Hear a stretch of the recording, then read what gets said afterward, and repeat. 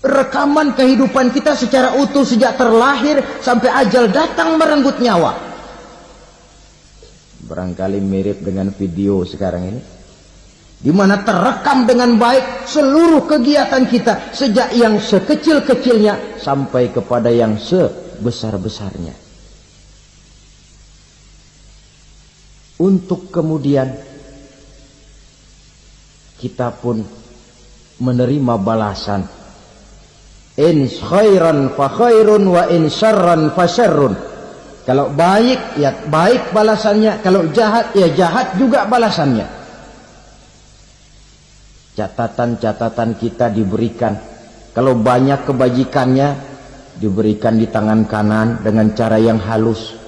Kalau banyak kejahatannya diberikan dari sebelah kiri atau dilempar dari belakang. Itulah sebabnya sejak di dunia ini kita sudah mohon kepada Allah. Ketika berwudu membasuh tangan kanan, apa kita bilang? Allahumma a'tini kitabi biyamini wa hasibni hisaban yasira.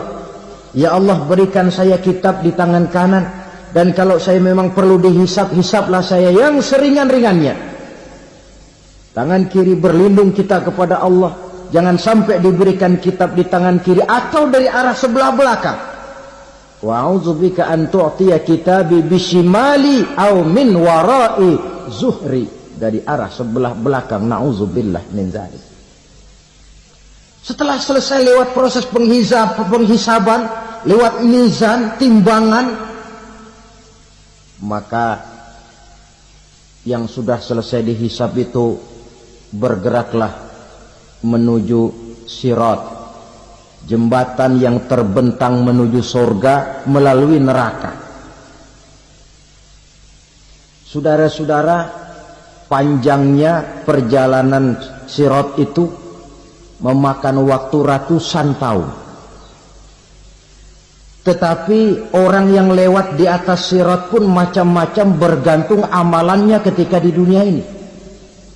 Ada yang lewat di atas sirat itu kalbarkil khatib, seperti kilat yang menyambar, lep, sudah sampai dia di surga. Cepat bukan main. Ada yang lewat di atas sirat itu seperti orang lari-lari. Ada yang lewat di atas sirat itu seperti orang jalan biasa. Ada yang sambil merangkak, ada yang sambil ngesor, ada yang sambil gelayutan, ada yang selamat sampai ke ujung ke surga, ada yang tergelincir jatuh masuk ke dalam neraka, bergantung amalannya dalam kehidupan di dunia sekarang ini. Tiap kita akan melewati yang namanya sirat ini. Saudara-saudara kaum muslimin yang saya hormati, dengan demikian mereka yang selamat melalui sirat sampai ke terminal akhir surga, mereka yang ketika dihisab ternyata banyak kejahatannya daripada kebaikannya, mereka singgah di dalam neraka. Nah, adapun orang-orang yang beriman menurut ayat Quran dan hadis Nabi itu nanti ada bermacam-macam. Ada orang beriman itu yang dimasukkan surga. Ada orang beriman itu yang dimasukkan ke dalam surga. Ada orang beriman itu yang disebut penduduk surga. Kenapa lain-lain, Pak? Karena waktu di dunia amalannya juga lain-lain. Ada orang beriman yang masuk surga. Ini paling murah tiketnya. Mau masuk surga? No. Kata Nabi begini, Ma min abdin qala la ilaha illallah thumma mata ala dhalik illa dakhala al-jannah. Kalau seorang hamba sudah mengucap dua kalimat syahadat, dia yakin dengan kebenaran kalimat itu sampai matinya, orang itu akan masuk surga. Abi Dzar yang waktu itu diajak bicara heran, ya Rasul kok gampang betul? Iya. Walaupun orang itu mencuri, iya. Walaupun orang itu berzina, iya. Biar dia mencuri, biar dia berzina, kalau dia sudah mengucap 2 kalimat syahadat, dia yakin dengan kebenaran kalimat itu sampai matinya, itu orang akan masuk surga. Jadi masuk surga cukup 2 kalimat syahadat, yakin sampai mati, masuk surga. Itu perkara masuk. Tapi kalau pertanyaannya diterusin, masuknya kapan Pak? Nah, ini lain lagi urusannya. Sebab ada yang masuknya itu langsung, ada yang mampir dulu. Di sana tempat cuma 2. Kalau tidak surga, neraka. Mau ke surga, tapi mampir dulu. Yang mampirnya jelas di neraka. Kenapa? Dalam hadis qudsi ada riwayat. Nanti itu di akhirat, setelah Allah selesai mengatur penduduk surga masuk surga, yang neraka masuk neraka, Allah berkata kepada malaikat Malik, malaikat Malik, labaik ya Allah, itu bajingan-bajingan tengik, manusia-manusia durjana yang waktu di dunia tidak mau sujud, jauh dari ulama, gemar melakukan yang munkarat dan maksiat, hidup di tengah masyarakat selalu jadi bibit keonaran, kufur, sudah masuk neraka semua. Sudah ya Allah. Nah, kalau sudah, coba sekarang kamu masuk Malik. Saya, iya, masuk neraka. Mau apa ya Allah? Kata Allah, akhriju minan nar man kana fi qalbihi misqala habatin min khardalin min iman. Kau masuk neraka, cari di dalam neraka orang-orang yang ada imannya walaupun kecil sebesar biji zarah, angkat mereka keluar. Apabila datang kematian menimpa seseorang, datanglah kiamat baginya. Itu yang disebut dengan kiamat kecil. Hakikatnya mati adalah perpindahan dari kehidupan di dunia ini menuju kehidupan di alam barzakh. Menunggu kita di alam barzakh sampai datangnya saat kiamat. Entah 10 tahun, entah 100 tahun, entah 1000 tahun, hanya Allah saja yang maha tahu. Adapun orang-orang beriman yang melakukan amal kebajikan dalam kehidupan di dunia ini, masa penantian yang lama di alam barzakh buat mereka sebentar saja. Tetapi bagi orang-orang kafir yang ingkar, yang tidak beriman kepada Allah, yang hidup di dunia cuma menumpuk-numpuk dosa, tentu penantian di alam barzakh akan merupakan waktu yang sangat lama. Bukankah dalam kehidupan kita waktu itu memang relatif? Contoh misalnya, bagi pemuda-pemudi yang sedang duduk asyik memadu cinta, waktu 4-5 jam saja rasanya cuma 4-5 menit. Tenggelam oleh keasikan. Tapi buat orang yang berbaring di rumah sakit, meratap di balik-balik apa itu tembok derita kata lagu, di balik dinding-dinding penjara, sehari bagai seminggu, seminggu rasa sebulan, sebulan boleh jadi rasa setahun. Penantian yang sangat lama. Kapan kiamat itu akan datang? Ini rahasia Allah. Jangankan kita yang orang awam, baginda Nabi sendiri tidak diberitahu oleh Allah kapan kiamat itu akan terjadi. Tetapi sungguh pun demikian, banyak hadis-hadis yang menjelaskan ciri atau tanda-tanda datangnya kiamat.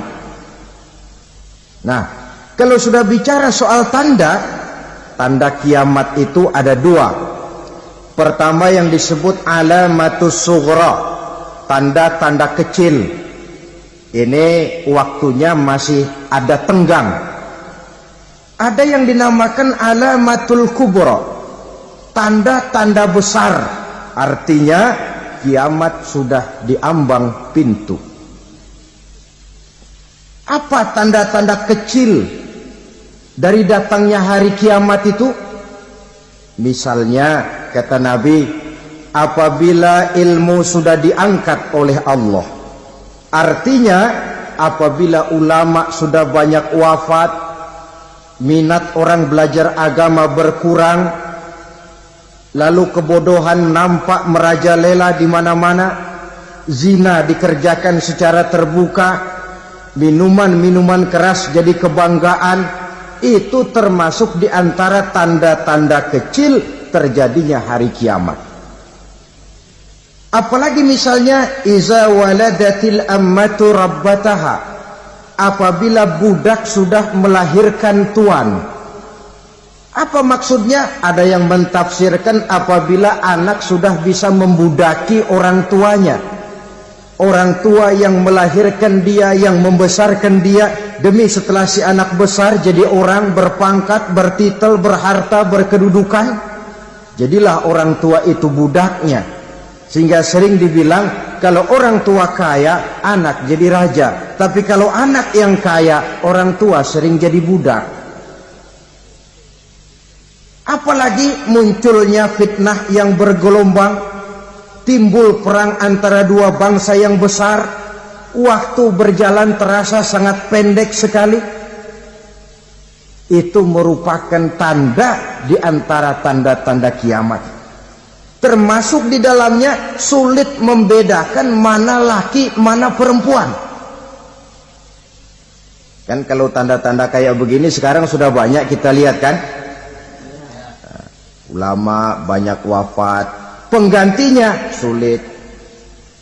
Zina dikerjakan berterang-terangan, minuman keras jadi kebanggaan,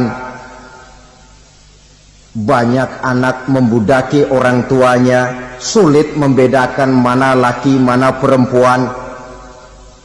Kadang-kadang dari belakang kita lihat perempuan bener, begitu kita colek nengok jenggotan.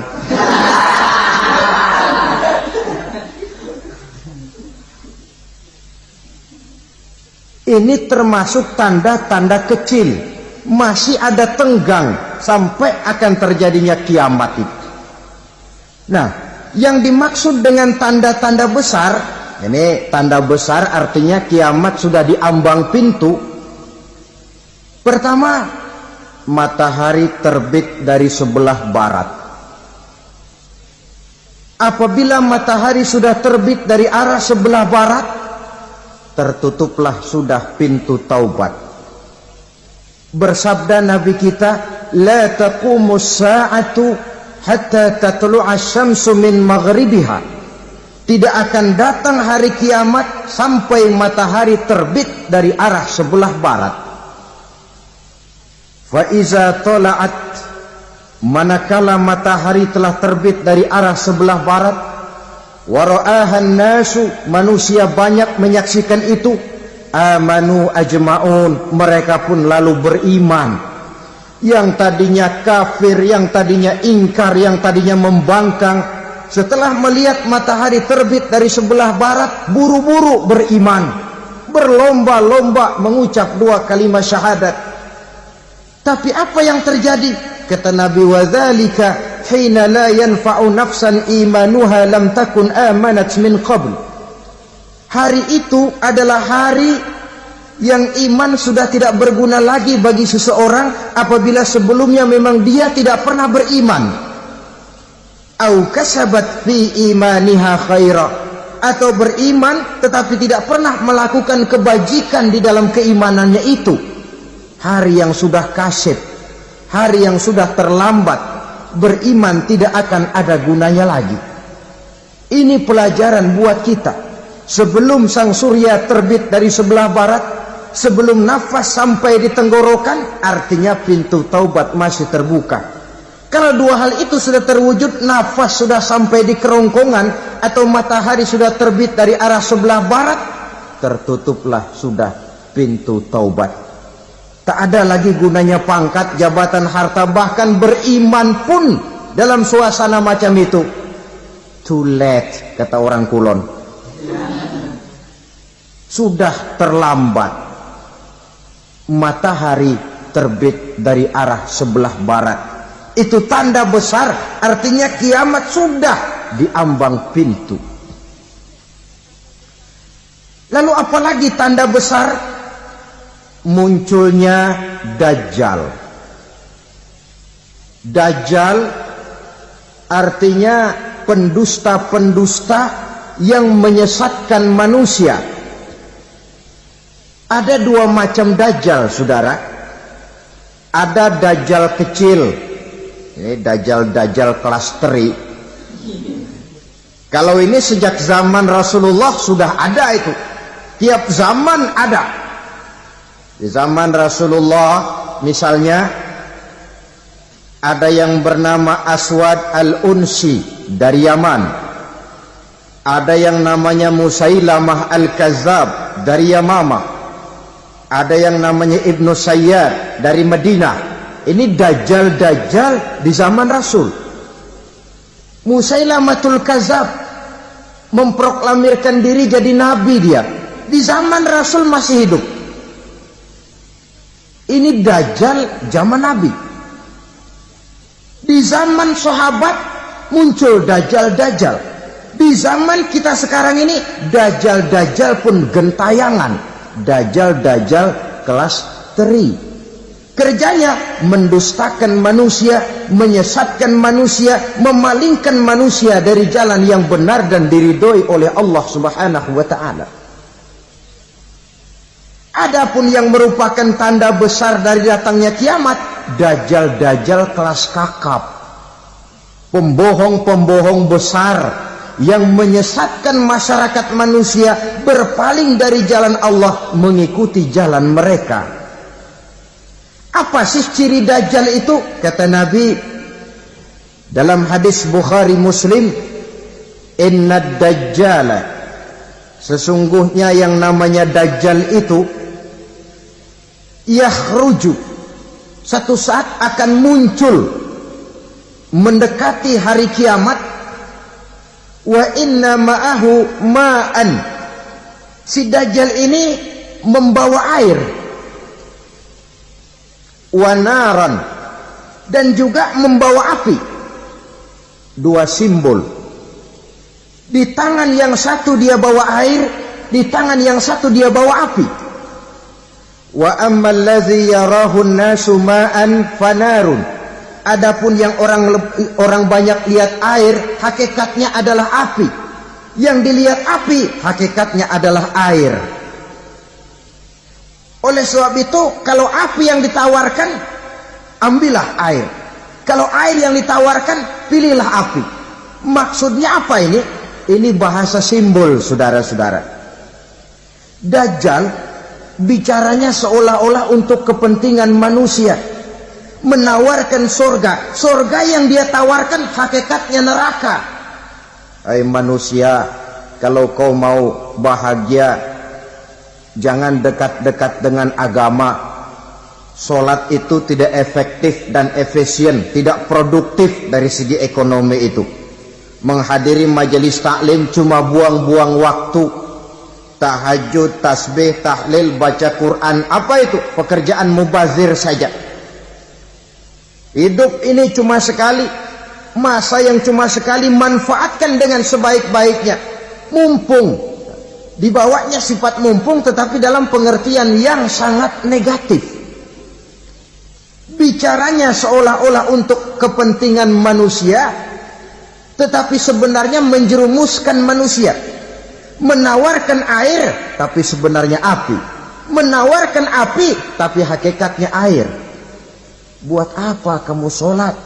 Buat apa kamu bayar zakat? Buat apa kamu puasa? Surga yang dicanangkan Dajjal, hakikatnya neraka. Neraka yang digambarkan Dajjal, pada dasarnya adalah surga. Jadi memutarbalikkan fakta itu kerjaan Dajjal.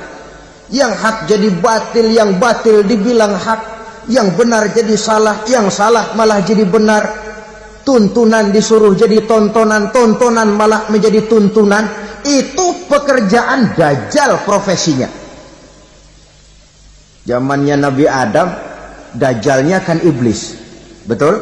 Betul. Apa sih gang kerayuan iblis itu? Allah setelah menciptakan Nabi Adam kan bilang, Adam, kau dan istrimu Hawa tinggal di surga ini. Seluruh fasilitas yang ada di surga persilahkan kau nikmati. Satu yang tidak boleh, jangan coba-coba dekati pohon khuldi. Dekat saja jangan, apalagi sampai memetiknya. Datang Dajjal yang namanya iblis ini.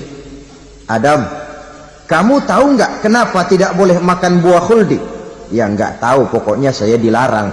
Bodoh kamu, Dam. Khuldun artinya kekal. Kalau kamu makan itu buah, kau akan kekal di surga buat selamanya. Allah tidak kepengen, maka dilarang kamu makan buah khuldi. Kalau kau ingin kekal di surga, Adam, makan saja. Saya bicara begini ini untuk kepentingan kamu, Adam.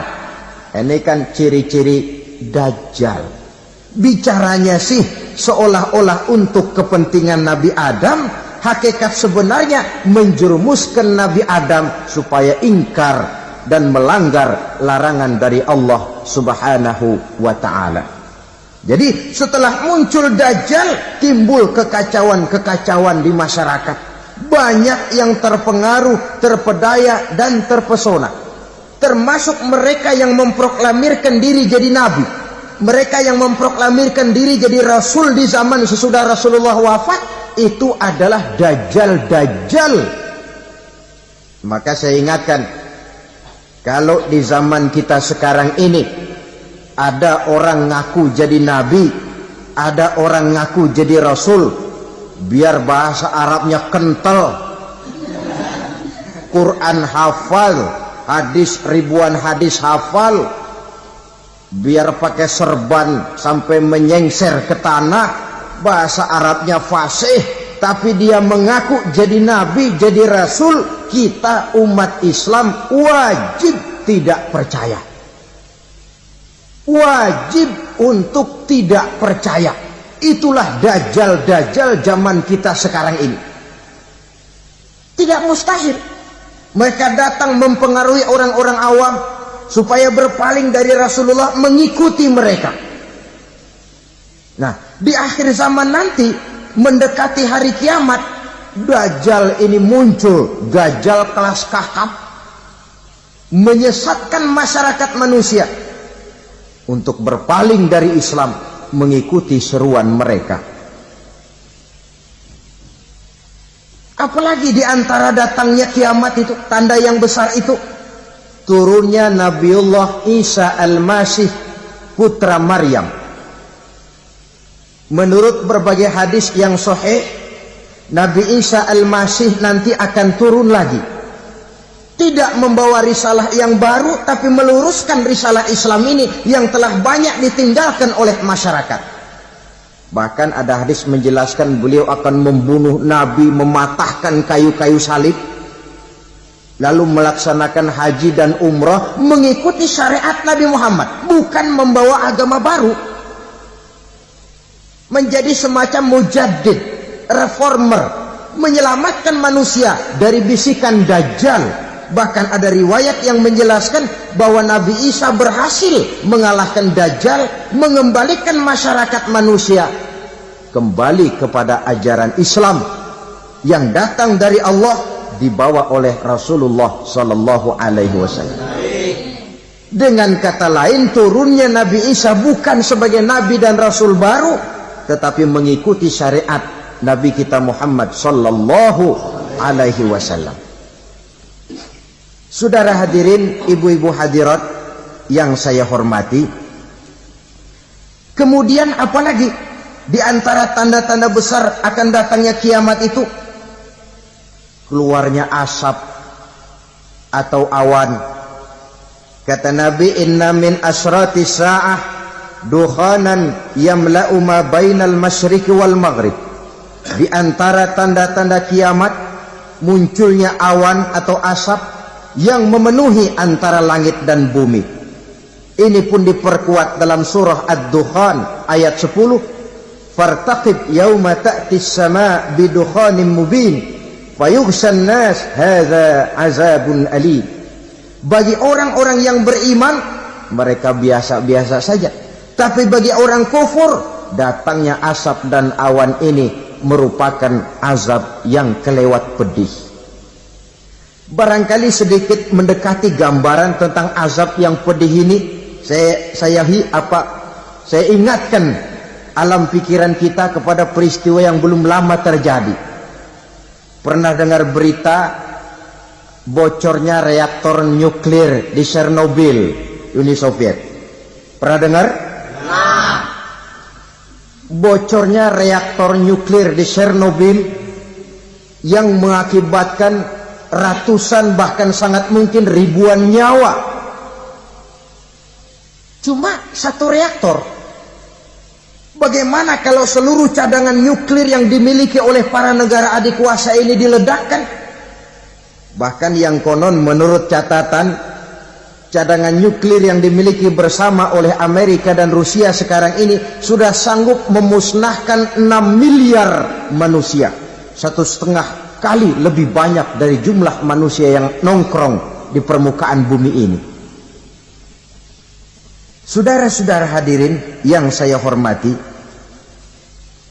lalu saat mendekati hari kiamat, apalagi tandanya?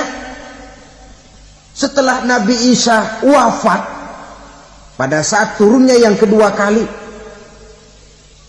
lalu Allah meniupkan angin sejuk. Semua orang-orang beriman, orang-orang baik wafat, sehingga penghuni bumi ini cuma tinggal lagi terdiri dari orang-orang kafir. Tidak ada lagi di bumi ini yang bisa mengucapkan Allah. Sehingga dalam hadis qudsi itu ada keterangan, innallaha azza wa jalla yaqulu li Israfil. Allah pernah pesan kepada malaikat Israfil, kata Allah, Israfil, iza sami'ta qailan yaqul Allah Allah fa akhirin nafakh 40 sanatan ikraman liqailiha. Hai Israfil, apabila kau dengar di permukaan bumi masih banyak orang yang mengucapkan Allah Allah, maka tunda sangkakala kiamat itu 40 tahun. Untuk apa? Ikraman liqailiha, menghormati orang yang mengucapkan Allah Allah itu. Wah, jadi karena sekarang masih banyak yang mengucapkan Allah, besar hatilah kita, masih jauh kiamat itu. Tapi jangan lupa, kiamat pribadi, kiamat kecil itu yang gak kita sangka-sangka. Ajal datang mencabut nyawa, itu kiamat pribadi. Dan itu yang pasti kita hadapi. Dan itu yang membuat kita tidak boleh bersikap main-main di dalam kehidupan sekarang ini. Saudara hadirin yang saya hormati, tidak ada lagi orang-orang muslim. Seluruh penduduk dunia ini kafir. Lalu terciptalah struktur sosial yang berlandaskan prinsip hidup semau gue. Bakal terjadilah prinsip di mana yang kaya menyantap yang miskin, yang kuat menindas yang lemah. Hidup sudah bagaikan di rimba belantara. Berlaku hukum rimba. Siapa yang kuat dia yang menang, siapa yang lemah menjadi mangsa. Timbul kekacauan, maksiat merajalela, munkarat menjadi-jadi. Sehingga isi bumi ini penuh dengan segala macam perbuatan dosa. Tidak ada perlunya lagi alam diperpanjang temponya. Datang saat yang sudah dijanjikan oleh Allah Azza wa Jalla, maka terjadilah yang disebut kiamat kubra, kiamat besar, kiamat hancur-hancuran. Bagaimana kejadian ini dimulai? Dalam surah Az-Zumar ayat 68, Allah Subhanahu wa taala berfirman, wa nufikha fis-suri fasa'iqa man fis samawati wa man fil ardi illa man sya'allahu. Maka manakala ditiuplah sangkakala, terkejutlah seluruh yang ada di langit dan seluruh yang ada di bumi. Bila saat kiamat datang, Allah perintah malaikat Israfil, Israfil, tiup sangkakalamu. Ditiuplah sangkakala oleh malaikat Israfil. Yang akibat daripada tiupan itu, seluruh yang ada di langit, seluruh yang ada di permukaan bumi terkejut. Yang ada di langit siapa? Malaikat kan. Bayangin aja kalau malaikat kaget, apalagi kita. Terkejut seluruh makhluk yang ada di bumi, yang ada di langit mendengar suara sangkakala itu. Bunyinya tidak sanggup kita bayangkan dahsyatnya. Ledakan nuklir, ledakan neutron, belum apa-apa ketimbang bunyi sangkakala malaikat Israfil ini. Nah, lalu mendengar bunyi sangkakala ini, gemparlah makhluk, kacaulah alam. Bumi gempa, planet-planet bertabrakan, gunung meletus, air laut tumpah ke darat, angin topan bertiup, halilintar menyambar. Lalu semua yang bernama hidup mati total. Mati bareng tanpa persiapan. La haula wala quwata illa billah. Saya kadang-kadang dalam tafakur bermohon, ya Allah, mudah-mudahan saya enggak nemuin kiamat beneran. Ngeri. Tidak bisa kita bayangkan macam apa suasana seperti itu. Allah saja banyak memberikan gambaran, misalnya Al-Qari'ah, wa mal qari'ah, wa ma adraka mal qari'ah. Kejadian yang menggemparkan. Tahukah kamu apa kejadian yang menggemparkan itu? Yauma yakunun nasu kal farasil mabsus wa takunul jibalu kal ihnil manfus. Pada saat itu manusia berterbangan bagai kupu-kupu. Gunung berterbangan seperti kapas ditiup angin. Gunung saja macam kapas, konon lagi manusia. Kematian total, mulai semut sampai gajah mati, jin mati, iblis mati, malaikat mati. Malaikat saja mati. Saudara hadirin yang saya hormati, kematian total yang tanpa persiapan. Orang bilang, Pak, kalau mati bareng begitu yang repot malaikat maut dong ya. Cabut sana, cabut sini. Itu kalau menurut logika kita, mestinya begitu menurut logika. Tapi logika juga yang bilang nggak perlu serepot itu. Sebab untuk mematikan listrik di wilayah DKI, di wilayah Jakarta, nggak perlu tiap rumah didatengin matiin, ya lama. Cukup dari kantor pusatnya saja PLN tekan satu tombol, gelaplah seluruh Jakarta. Saudara hadirin yang saya hormati, kematian total. Lalu setelah kematian total, planet-planet juga mati, dalam arti tidak bergerak dan beredar. Angin mati, dalam arti tidak bertiup. Air mati, dalam arti tidak ada riak gelombang. Pokoknya semua mati. Kullu nafsin za'iqatul maut, semua yang bernafas mati. Dalam ayat lain, kullu man 'alaiha fan, semua yang ada di permukaan bumi fana. Yang kekal cuma Allah Subhanahu wa ta'ala. Yang paling belakang mati malaikat maut dan malaikat Israfil. Tapi mati juga sesuai dengan janji Allah. Menurut hadis Bukhari Muslim dari Abi Hurairah, masa tenggang waktu antara kematian total pada tiupan sangkakala pertama dengan proses kebangkitan pada tiupan sangkakala kedua 40 lamanya. Tidak dijelaskan oleh Abi Hurairah 40 jam, apa 40 hari, apa 40 tahun. Hadis-hadis cuma menyebutkan 40 saja. Sunyi alam, yang tinggal cuma Allah saja lagi. Ketika itu Allah berseru-seru, katanya, limanil mulkul yauma, siapa para penguasa hari ini?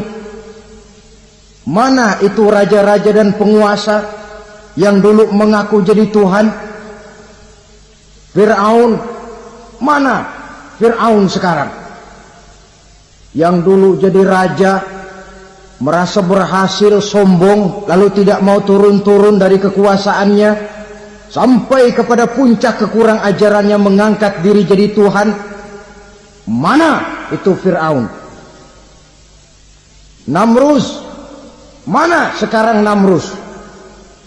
La ilaha illa ana, ternyata tidak ada Tuhan lain selain daripada aku, kata Allah. Proses kemudian, saudara-saudara, turunlah hujan dari langit. 40 lamanya hujan itu. Tidak jelas juga 40 jam apa 40 hari. Setelah air turun membasahi, datanglah tiupan sangkakala yang kedua. Semua yang bernama mati bangkit dari kuburnya masing-masing. Ini yang disebut Yaumul Ba'thi, hari kebangkitan. Allahu Akbar. Pada saat kita bangkit dari kubur kita masing-masing, kumpul di padang mahsyar namanya. Bayangin aja, saya sendiri nggak sanggup bayangin. Manusia sejak zaman Adam sampai zaman kiamat kumpul bareng di tempat sama. Berapa banyaknya itu?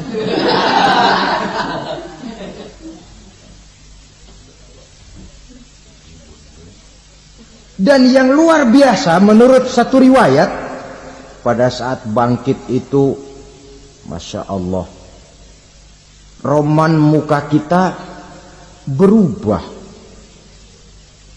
disesuaikan dengan amalan kita waktu di dunia ini. Barang siapa yang waktu di dunia amalannya itu amalan tikus,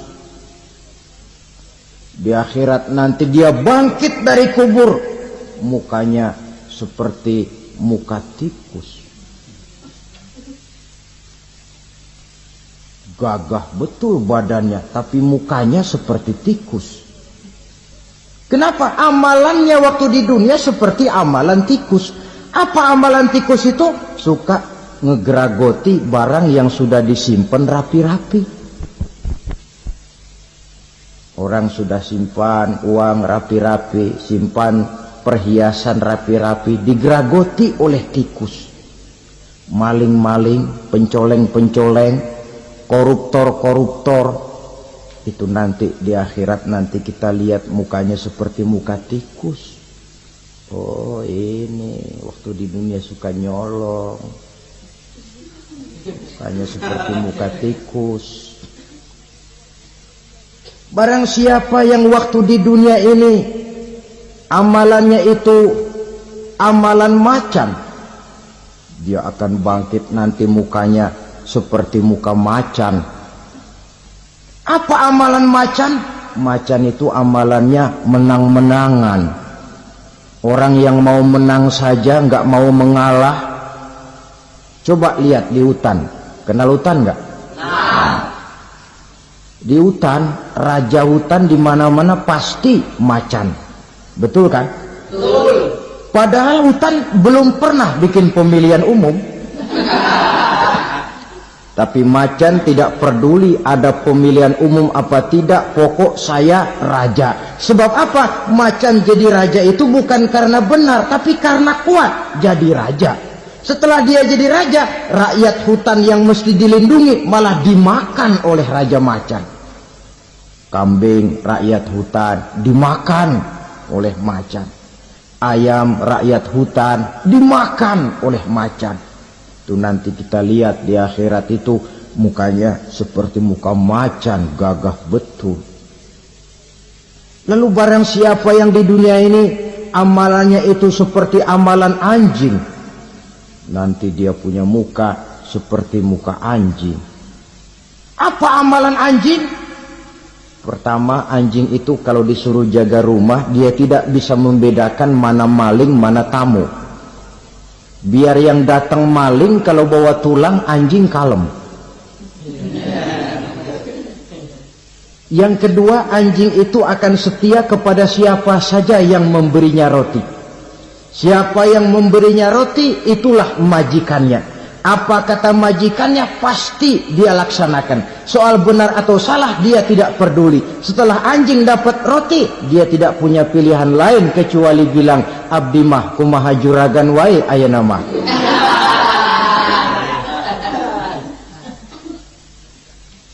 Saudara hadirin yang saya hormati, berkumpul di padang mahsyar, tiap orang sibuk dengan persoalannya masing-masing.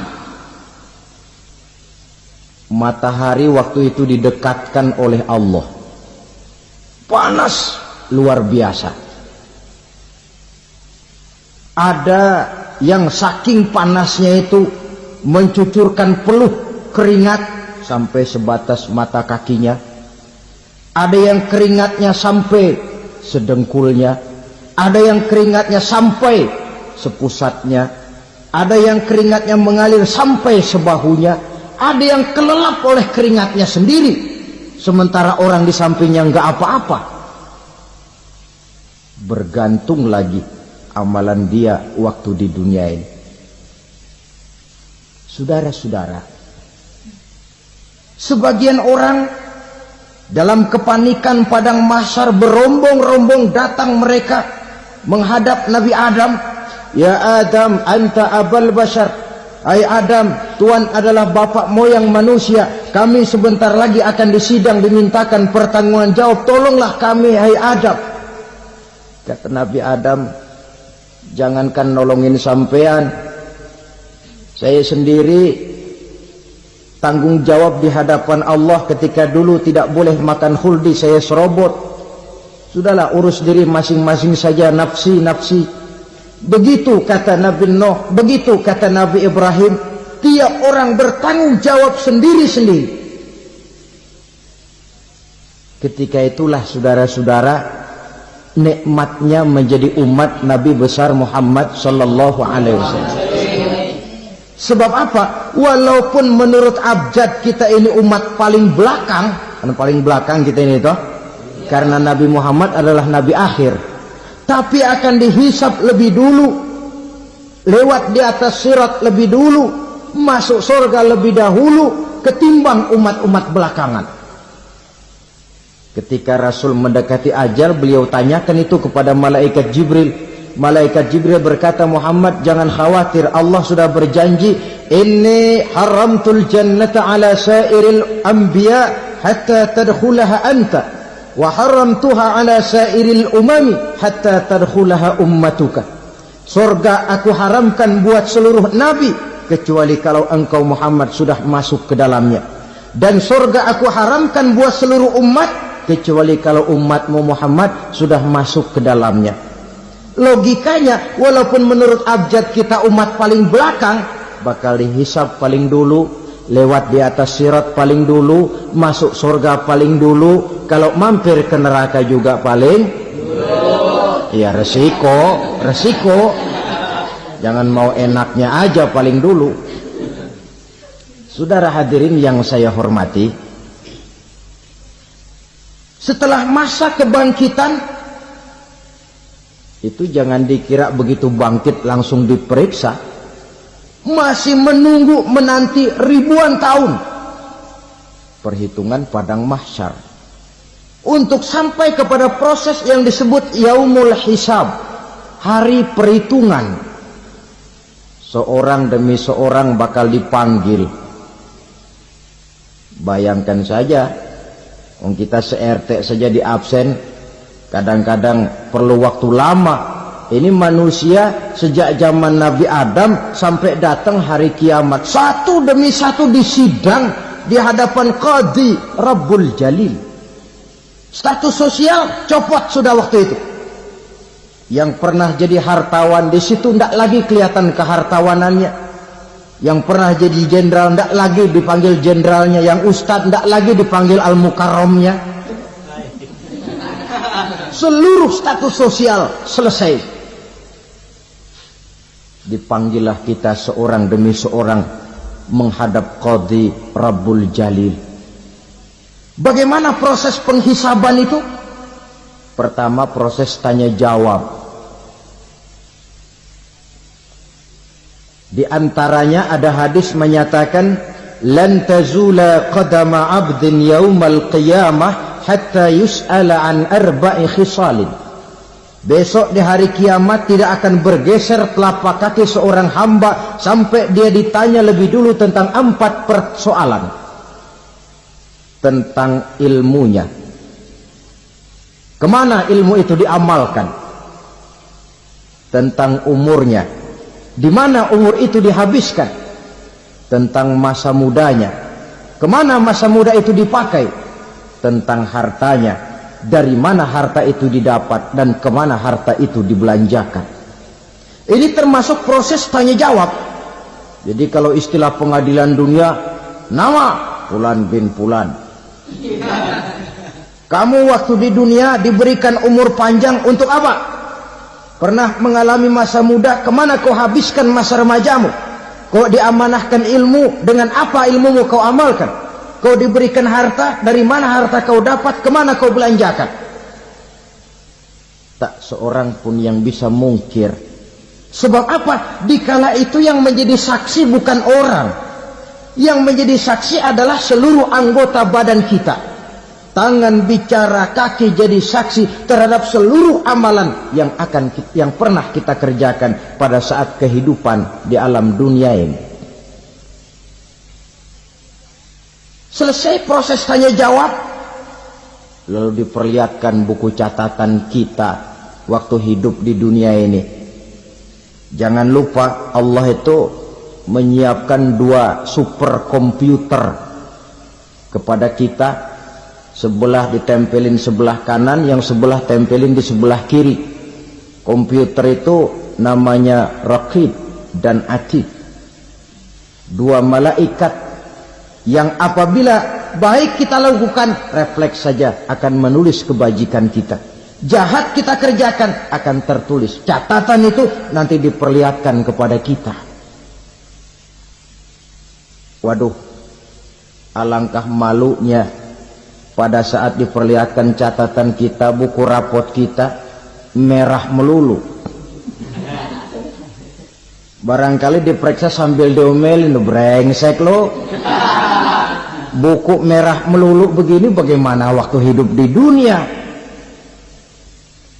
Tidak cukup diperlihatkan buku catatan kehidupan, rekaman kehidupan.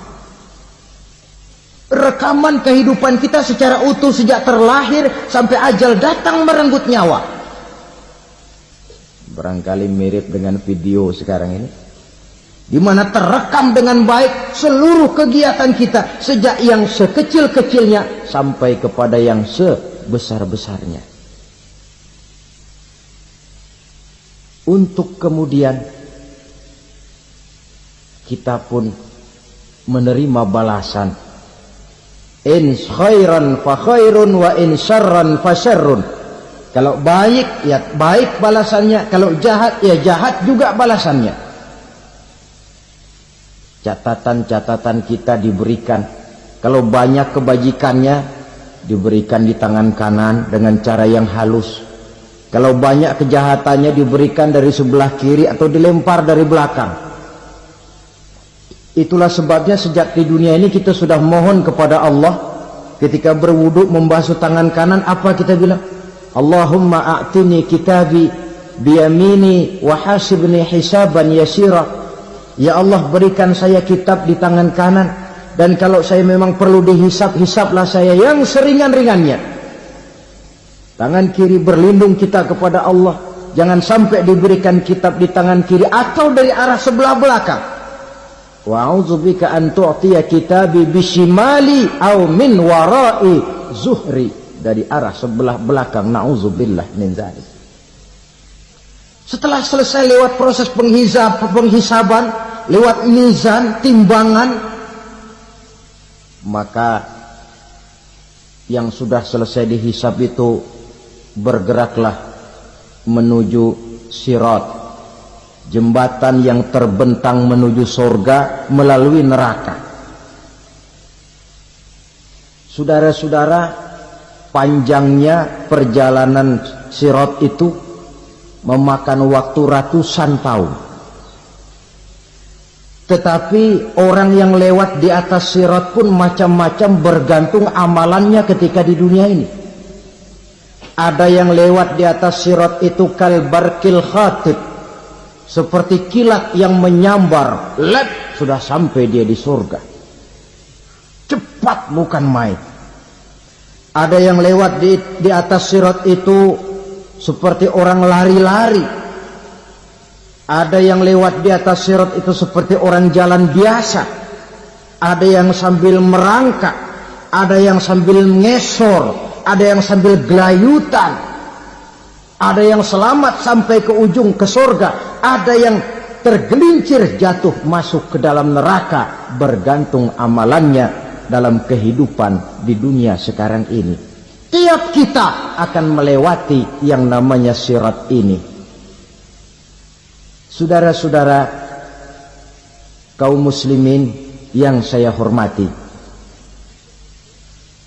dengan demikian mereka yang selamat melalui sirat sampai ke terminal akhir surga, mereka yang ketika dihisab ternyata banyak kejahatannya daripada kebaikannya, mereka singgah di dalam neraka.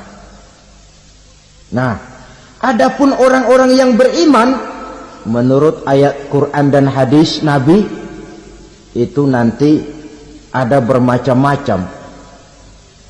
Ada orang beriman itu yang dimasukkan surga.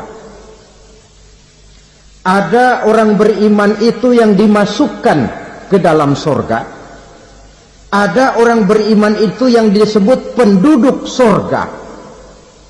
Kenapa lain-lain, Pak? Karena waktu di dunia amalannya juga lain-lain. Ada orang beriman yang masuk surga. Ini paling murah tiketnya. Mau masuk surga? Kata Nabi begini, ma min abdin qala la ilaha illallah thumma mata ala dhalik illa dakhala al-jannah. Kalau seorang hamba sudah mengucap dua kalimat syahadat, dia yakin dengan kebenaran kalimat itu sampai matinya, orang itu akan masuk surga. Abi Dzar yang waktu itu diajak bicara heran, ya Rasul kok gampang betul? Iya, walaupun orang itu mencuri, iya, walaupun orang itu berzina, iya. Biar dia mencuri, biar dia berzina, kalau dia sudah mengucap dua kalimat syahadat, dia yakin dengan kebenaran kalimat itu sampai matinya, itu orang akan masuk surga. Jadi masuk surga cukup dua kalimat syahadat, yakin sampai mati, masuk surga. Itu perkara masuk. Tapi kalau pertanyaannya diterusin, masuknya kapan, Pak? Nah, ini lain lagi urusannya. Sebab ada yang masuknya itu langsung, ada yang mampir dulu. Di sana tempat cuma dua, kalau tidak surga, neraka. Mau ke surga tapi mampir dulu, yang mampirnya jelas di neraka. Kenapa? Dalam hadis qudsi ada riwayat, nanti itu di akhirat, setelah Allah selesai mengatur penduduk surga masuk surga, yang neraka masuk neraka, Allah berkata kepada malaikat Malik, malaikat Malik, labaik ya Allah, itu bajingan-bajingan tengik, manusia-manusia durjana yang waktu di dunia tidak mau sujud, jauh dari ulama, gemar melakukan yang munkarat dan maksiat, hidup di tengah masyarakat selalu jadi bibit keonaran, kufur, sudah masuk neraka semua. Sudah ya Allah. Nah, kalau sudah, coba sekarang kamu masuk, Malik. Saya, iya, masuk neraka. Mau apa ya Allah? Kata Allah, akhriju minan nar man kana fi qalbihi misqala habatin min khardalin min iman. Kau masuk neraka, cari di dalam neraka orang-orang yang ada imannya walaupun kecil sebesar biji zarah, angkat mereka keluar. Masuk malaikat Malik ke neraka, cari orang yang ada imannya, korek-korek. Ya repot, udah pada gosong. Yang ada imannya diangkat ke atas, yang ada imannya diangkat ke atas, lalu dimandikan di Nahrul Hayat, namanya sungai kehidupan di akhirat nanti. Cakep lagi rupanya, bersih lagi wajahnya, apel di hadapan Allah. Kata Allah, bagaimana mas? Kapok nggak sampean? Kapok ya Allah. Nah, kalau kapok, idhab fadkhulil jannah, pergi masuk surga sana. Berangkat mereka ke surga, ketemu sama teman-temannya yang udah sampai lebih dulu, yang nggak pakai mampir lagi. Terjadi dialog. Kata teman-temannya yang udah pada nyampe duluan, mas, iya, emang baru sampai? Saya baru sampai. Memang mampir di mana dulu mas? Kita sudah lama sampai di surga. Saudara buka surah Al-Muddathir ayat 34-35. Ma salakakum fis saqar? Kenapa kamu mampir di neraka Saqar? Qalu lam naku minal musallin. Mereka menjawab, kami mampir di neraka Saqar mas, gara-gara dulunya kami waktu di dunia tidak pernah sholat. Tidak pernah sholat? Tidak pernah. Kan rumahnya dekat masjid, cuma dekat doang mas. Sholat mah enggak saya. Enggak pernah ngasih makan fakir miskin, enggak pernah hadir di majelis taklim, pendeknya enggak pernah melakukan kebajikan. Maka saya pun mampir di neraka Saqar. Untung betul saya punya iman mas, sedikit. Waktu hidup di dunia dulu saya pernah mengucap 2 kalimat syahadat. Sekali-kalinya waktu mau kawin. Masya Allah. Untung saja kawin. Kalau nggak kawin polos.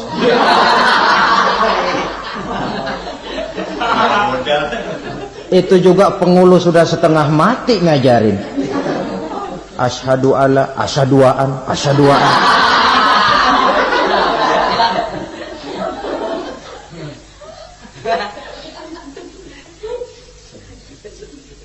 Ini namanya masuk surga, ada mampir dulu. Ada pula orang mukmin itu yang dimasukkan surga. Namanya dimasukkan kan terima beres. Saya masuk ke rumah, jalan sendiri, cari tempat sendiri. Saya dimasukkan ke dalam rumah, terima beres, pokok ada di dalam, itu dimasukkan namanya. Nggak pakai mampir. Tapi tentu tiketnya lebih mahal ketimbang yang pertama tadi. Apa kata Allah? Innal ladzina amanu wa amilus salihat la ukaffiranna anhum sayyi'atihim wa la udkhilannahum jannah. Sesungguhnya orang-orang yang beriman kemudian beramal soleh, kami hapuskan segala dosa dan kesalahannya, kami masukkan mereka ke dalam surga. Lihat ayatnya. Allah yang memasukkan, kita yang dimasukkan. Tidak pakai transit, tidak usah mampir. Cuma tidak cukup syahadat, tidak cukup amanu, tapi diiringi dengan wa'amilus salih. Iman, amal. Tidak cukup syahadat, lalu dibuktikan dia sholat, dia zakat, puasa, lalu dia melakukan berbagai macam kebajikan. Ini yang menyebabkan dia tidak pakai mampir di tempat yang bernama Saqar. Lalu ada pula orang mukmin itu yang disebut penduduk surga. Wah, ini sudah VIP ini. Ashabul jannah. penduduk sorga. Siapa mereka? Kata Allah, innal ladzina amanu summa istaqamu fala khaufun 'alaihim wala hum yahzanun ulaika ashabul jannah hum fiha khalidun. Sesungguhnya orang-orang yang beriman lalu istiqamah, tetap dalam melaksanakan perintah Allah, tidak goyang, tidak labil tapi stabil, istiqamah, mereka tidak takut dan tidak bersedih hati. Merekalah penduduk sorga. Iman, istiqamah. Tidak punya duit, sembahyang. Banyak duit, sembahyang. Miskin, sembahyang. Kaya, tetap sembahyang. Istiqamah. Kadang orang kalau susah rajin ke masjid, banyak duitnya ngelihat masjid melengos. Itu yang dibilang waktu miskin hamba Allah, setelah kaya jadi hamba harta. Bergeser, tidak ada nilai istiqomahnya. Saudara-saudara, dengan begitu penduduk neraka itu dua. Ada penduduk permanen, ada penduduk yang semi permanen. Yang semi permanen orang-orang beriman yang mempunyai dosa besar. Mereka masuk ke neraka untuk menerima azab sesuai dengan dosanya. Bila selesai masa azab itu, mereka akan diangkat untuk ditempatkan kembali ke dalam surganya Allah Subhanahu wa ta'ala. Nah, dikala itulah saudara-saudara, ada yang disebut syafaat dari Rasulullah Sallallahu Alaihi Wasallam. Tapi tentu jangan lupa, syafaat ini ibarat kain menambal dia. Kita punya kain bolong-bolong sedikit, syafaat yang menambal. Solat kita ada kurang dikit, sedekah kita ada campur riak dikit, amalan kita ada tidak karena Allah dikit, kita berharap syafaat. Jadi biarlah kain masih bolong-bolong, yang penting punya kain. Tapi kalau kainnya tidak ada, yang ditambal apanya? Solat tidak, puasa tidak, zakat tidak, berharap syafaat saja. Ya, terlalu berlebihan itu. Saudara hadirin yang saya hormati, apabila selesai proses penghisaban, proses penghitungan, maka dikala itulah manusia terbagi dalam dua kelompok besar. Fariqun fil jannah wa fariqun fis sa'ir. Sekelompok orang-orang beruntung yang masuk ke dalam surga, dan sekelompok lagi masuk ke dalam neraka. Akan memakan waktu untuk menceritakan sifat surga dan neraka, tapi insya Allah pada kesempatan pertemuan lain saya sampaikan. Namun sebagai gambaran umum cukuplah saya sampaikan sebuah hadis qudsi. Allah jelaskan, a'dadtu li'ibadiyas salihin ma la aynun ra'at wa la uzunun sami'at wa la khatara fi qalbil bashar. Aku sediakan buat hamba-hambaku yang soleh, yang tidak pernah terlihat oleh mata, tidak pernah terdengar oleh telinga, dan belum pernah terdetik dalam hati manusia. Jadi kenikmatan surga belum pernah dilihat mata, belum pernah didengar telinga, belum pernah terdetik dalam hati.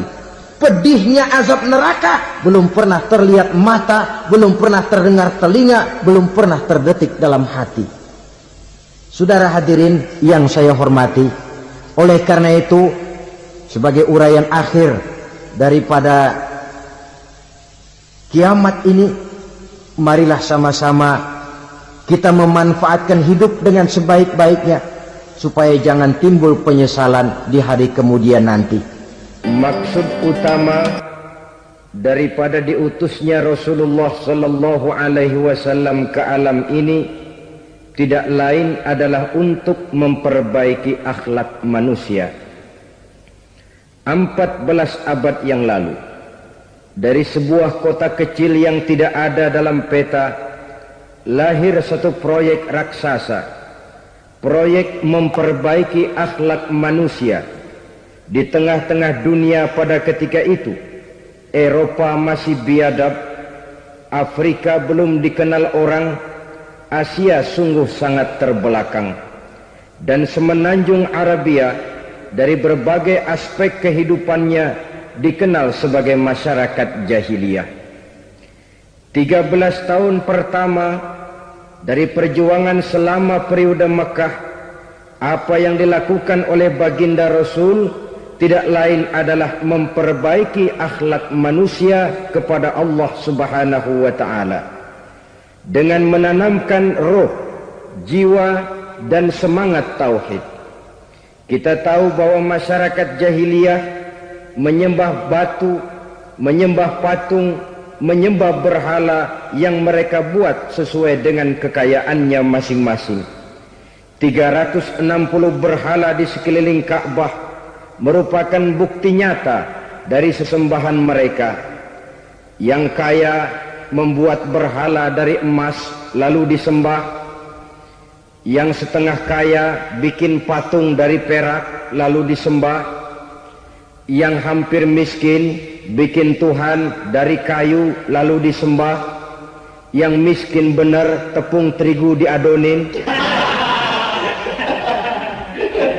lalu dibentuk seperti wujud seseorang kemudian disembah. Dan apabila selesai nyembah perutnya terasa lapar, Tuhannya habis dipretelin. Sepanjang sejarah kemanusiaan cuma masyarakat jahiliyah saja yang sampai makan Tuhan. Sesadis-sadisnya bangsa Indonesia belum pernah sampai makan Tuhan. Maka menghadapi manusia seperti ini, yang pertama dilaksanakan oleh Rasul memperbaiki akhlak mereka kepada Allah. Menanamkan la ilaha illallah, bahwa tidak ada Tuhan yang perlu disembah selain daripada Allah Subhanahu wa taala. Ini hakikatnya merupakan inti daripada ajaran rasul-rasul terdahulu. Kenapa? Seluruh rasul bersumber dari satu sumber yang sama, yaitu dari Allah Subhanahu wa taala. Maka prinsip ajaran ketuhanan yang mereka bawa tentu saja sama. Nabi Adam mengajarkan la ilaha illallah. Nabi Nuh mengajarkan la ilaha illallah. Cuma tentu sambungannya Nuh Rasulullah. Nabi Ibrahim mengajarkan la ilaha illallah, Ibrahim Rasulullah. Nabi Musa mengajarkan la ilaha illallah, Musa Rasulullah. Bahkan Nabi Isa mengajarkan la ilaha illallah, Isa Rasulullah. Dan Nabi Muhammad mengajarkan la ilaha illallah, Muhammadur Rasulullah. Akhlak manusia kepada Allah dengan menanamkan tauhid. Jadi kalau ingin berakhlak yang benar kepada Allah, jaga tauhid, pegang teguh akidah. Saudara-saudara kaum muslimin rahimakumullah, lawan daripada tauhid adalah kufur. Kufur bisa dua, bisa kufur iman, bisa kufur nikmat. Kufur itu sifatnya, kafir itu orangnya. Ada orang kufur iman, dan ini merusak akhlak kepada Allah Subhanahu wa ta'ala. Kufur iman itu kadang-kadang bentuknya syirik, orangnya disebut musyrik. Kufur iman itu kadang-kadang bentuknya nifaq, orangnya disebut munafik. Kufur iman itu kadang-kadang bentuknya riddah, orangnya disebut murtad. Ini merupakan jenis daripada kufur-kufur iman dan tergelincirnya manusia daripada akhlak kepada Allah Subhanahu wa ta'ala. Benar, di zaman sekarang kita tidak menyembah berhala. Memang di zaman sekarang kita tidak menyembah patung. Iya, kita tidak berkeyakinan Tuhan lebih dari satu. Tapi kadang-kadang akhlak kita kepada Allah sering lentur dan luntur, sering bergoyang dan tergoncang, sering kena erosi dan polusi. Bahwa kita tidak menyembah Latta, Uzza, Manat dan Hubal seperti masyarakat jahiliyah dahulu, memang. Tapi Latta zaman sekarang, Uzza zaman sekarang, Manat dan Hubal di zaman sekarang, berhala-berhala di abad kita sekarang ini kadang-kadang bernama harta, kadang-kadang bernama wanita, kadang-kadang bernama tahta, mungkin juga bernama Toyota. sesuatu yang lebih kita agungkan daripada Allah, menjelmalah dia menjadi berhala-berhala di zaman kita sekarang ini.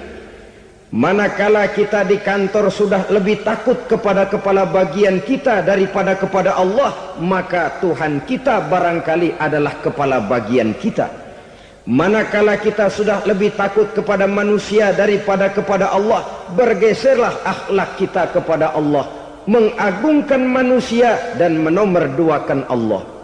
Maka di zaman sekarang akhlak kita kepada Allah sering kena erosi, sering kena polusi. Mungkin karena sulitnya lapangan kerja, tingginya tensi ekonomi, persaingan hidup yang makin tajam, sulitnya mencari lapangan kerja, orang kadang-kadang nekat, sedikit pertimbangan, picik pandangan, mudah melakukan potong kompas, sehingga terjadilah perbuatan-perbuatan yang memelencengkan akhlak kita kepada Allah Subhanahu wa ta'ala.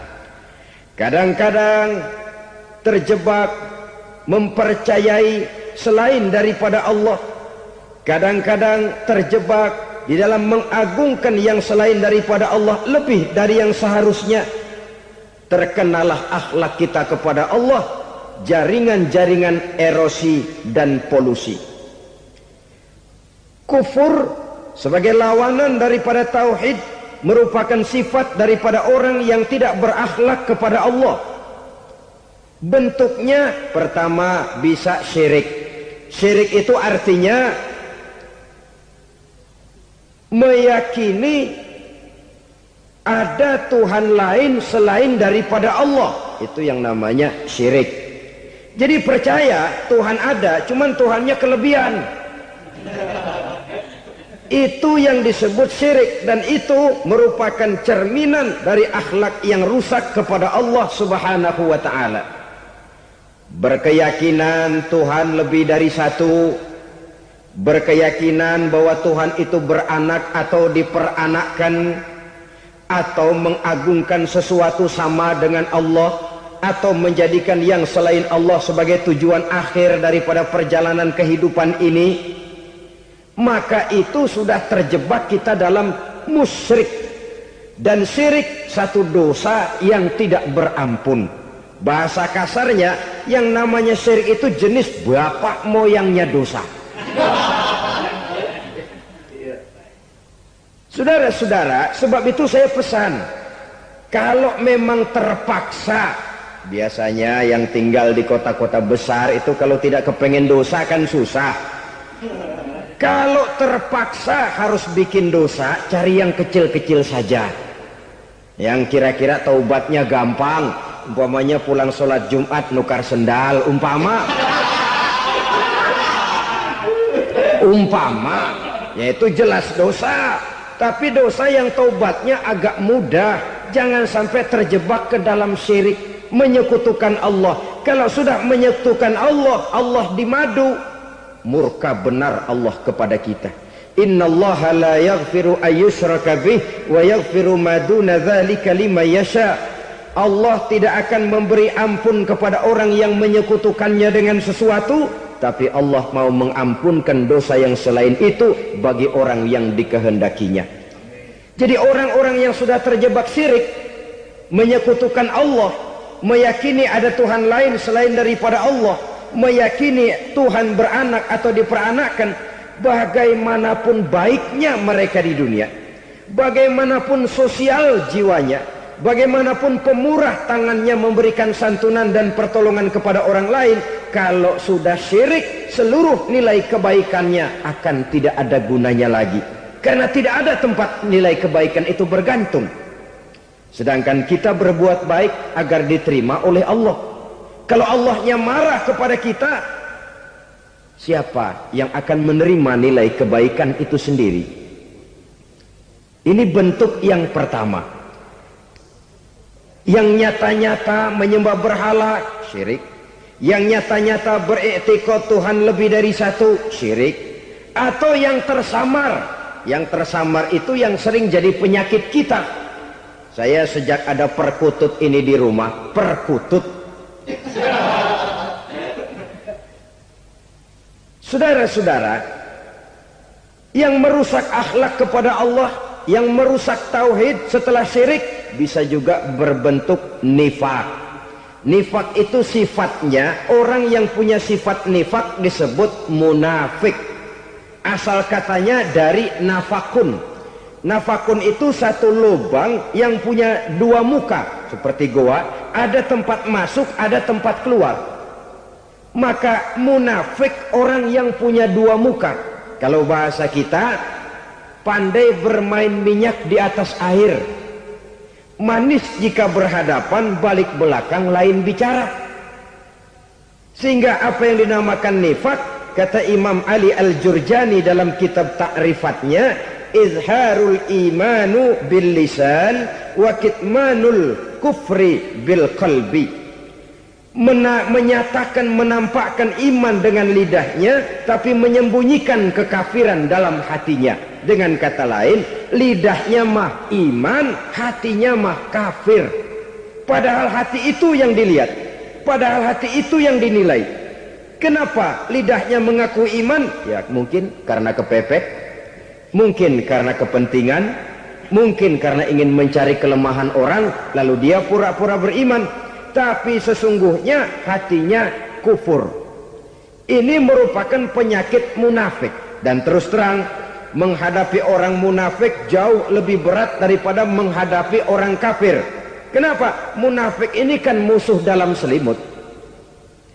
Mau dibilang musuh nyata-nyata, apalagi di zaman Rasul ya, ketika periode Madinah, berat sekali menghadapi orang munafik. Mau dibilang kafir, kalau ketemu assalamualaikumnya medok juga. Mau dibilang mukmin, di belakang ngegerundel, nyari-nyari penyakit, nyari-nyari lantaran, mencari-cari gara-gara. Kalau kafir jelas kafirnya, kalau musyrik jelas musyriknya. Tapi munafik, di depan kita dia mengaku beriman, di belakang kita dia caci maki kita. Maka demikian rupa watak orang munafik, Allah benci betul. Sampai dalam Quran orang munafik itu divonis innal munafiqin fid darkil asfal minan nar.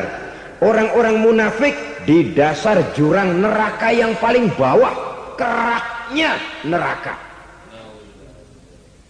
Saudara-saudara kaum muslimin rahimakumullah, sebab munafik sangat berbahaya, membahayakan umat, membahayakan agama.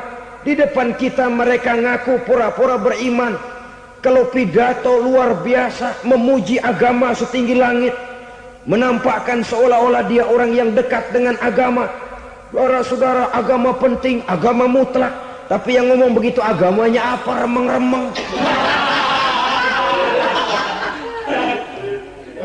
Cuma sekedar lipstick, cuma sekedar dekorasi, cuma sekedar kamuflase, buat ngibuli orang lain. Dia mengaku beragama, mengatakan agama mutlak, menganggap agama penting, seolah-olah memperhatikan benar tentang tatanan kehidupan beragama, tapi sebenarnya di hatinya tidak lebih berkecamuk penyakit-penyakit kufur. Maka sifat munafik ini termasuk menodai tauhid, artinya merusak akhlak kita kepada Allah Subhanahu wa ta'ala. Sifat yang ketiga yang juga merusak akhlak kita kepada Allah dinamakan riddah. Riddah itu sifatnya, orang yang punya sifat riddah disebut murtad. Murtad keluar dari Islam. Keluar dari Islam tentu tadinya di dalam Islam. Oleh satu perbuatan dia bisa menjadi murtad. Misalnya tadinya dia iman benar kepada Allah, tapi melarat. Kadang-kadang sehari masak, 3 hari libur. Akhirnya oleh kesulitan ekonomi dia tidak kuat. Ada yang menawarkan kebaikan, dibawain supermi, dibawain obat-obatan, diberikan beras. Goyah imannya. Keluar dia dari Islam, ikut agama orang yang memberikan pertolongan kepadanya, memilih kesenangan sebentar dengan mengorbankan kebahagiaan yang kekal. Maka orang semacam itu riddah sifatnya, murtad orangnya, keluar dari Islam. Dan yang menyebabkan kita murtad bukan cuma orang nyata-nyata memproklamirkan diri keluar dari Islam lalu mengikuti agama orang lain. Bukan cuma itu. Mengakui ada Rasul lagi sesudah Nabi Muhammad bisa menyebabkan kita murtad. Mengingkari nikmat Allah bisa menyebabkan kita murtad. Meyakini semua agama benar bisa menyebabkan orang menjadi murtad. Meragukan kesempurnaan dan kelengkapan Al-Quran bisa menyebabkan orang jadi murtad. Mengingkari sunnah bisa menyebabkan orang menjadi murtad. Banyak hal-hal yang bisa mendatangkan penyakit riddah dan membuat pelakunya menjadi murtad. Dan ini menodai akhlak kita kepada Allah Subhanahu wa ta'ala. Itu tadi kufur iman, saudara-saudara. Nyata-nyata mengingkari Allah, baik dalam bentuk syirik, nifak ataupun riddah. Kufur yang kedua dinamakan kufur nikmat. Apa itu kufur nikmat? Sitru nikmatil mun'im au ya'malu fi mukhalafatil mun'im. Menutup-nutup nikmat Allah atau melakukan perbuatan yang menentang, bertentangan dengan kehendak yang memberikan nikmat. Jadi kufur nikmat pertama nutup-nutupin Tuhan. Tuhan jalingin. Duit lu banyak amat dari mana? Gua kerja. Lalu kerjanya nomor satu. Orang yang berakhlak kepada Allah dia akan menjawab, kamu uangnya kok banyak dari mana? Rizki dari Allah. Caranya saya kerja. Kerja itu cara, rizki itu dari Allah datangnya. Bukankah di zaman sekarang kita sering terpeleset? Ini merupakan cerminan dari rapuhnya akhlak kita kepada Allah Subhanahu wa ta'ala. Karena usaha saya memang, karena saya peras keringat banting tulang, tentu. Tapi sadarkah kita bahwa sepanjang yang bisa kita lakukan cuma berusaha, peras keringat banting tulang, pergi pagi pulang sore? Tapi bisakah kita memastikan hasil usaha kita? Apalagi yang paling dekat, misalnya saja yang sungguh-sungguh di luar jangkauan kemampuan kita, soal rizki, soal jodoh, soal maut. Kitakah yang mengatur? Kitakah yang menentukan? Subhanallah. Manusia sungguh tidak berdaya menghadapi tiga hal paling pokok ini. Rezeki, kita cuma bekerja. Kitakah yang menentukan? Tidak. Kita berusaha saja, rezeki belum pasti dapat. Apalagi kalau kita tidak berusaha. Jangan terjebak dalam fatalisme. Belum perang udah nyerah. Emang dasar rezeki datangnya dari Tuhan, gak usah kerja. Dan ntar juga kalau dia datang. Dari mana datangnya? Kerja saja belum tentu dapat rezeki. Apalagi kalau tidak kerja. Yang jelas usaha perlu kepastian, itu urusan Allah. Ini akhlak kepada Allah Subhanahu wa ta'ala. Jodoh juga begitu. Kita berusaha, kita berupaya, Allah menghendaki lain, lain jadinya. Maut juga begitu. Siapa sih yang pengen ngadepi maut? Siapa sih yang pengen mati? Siapa sih yang pengen ketemu malaikat Israel? Tidak seorang pun kalau ditanya, kecuali mereka yang putus asa ya. Kalau otaknya masih normal, mau mati mesti belakangan dulu udah dikit. Tapi yang satu itu saudara, kalau dia sudah datang, tenaga mana yang bisa menolak? Kalau dia sudah berkunjung, kekuatan mana yang bisa menghindar? Kalau dia sudah ingin bertemu, kemana kita bisa melarikan diri? Manusia sepanjang yang dia lakukan hanya berusaha. Tapi kepastian, ketentuan dari Allah Subhanahu wa ta'ala. Orang yang kufur nikmat, nutup-nutupin Allah. Dia merasa rezekinya adalah mutlak peras keringatnya. Seolah-olah Allah nggak punya peranan apa-apa di situ. Oh, ini kan saya bisa rumah begini karena saya kerja keras. Oh, ini mobil saya begini saya kerja keras. Peras keringat, banting tulang, keras.